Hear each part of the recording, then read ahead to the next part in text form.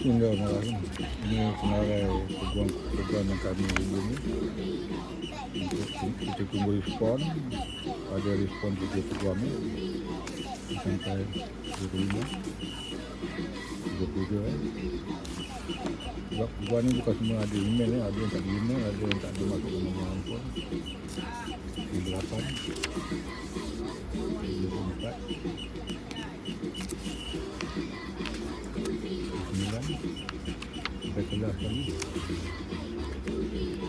sampai ke Bani 99 senarai program, dan kami akan terus menerus hingga kepada angka 500 program untuk bawa kes ini.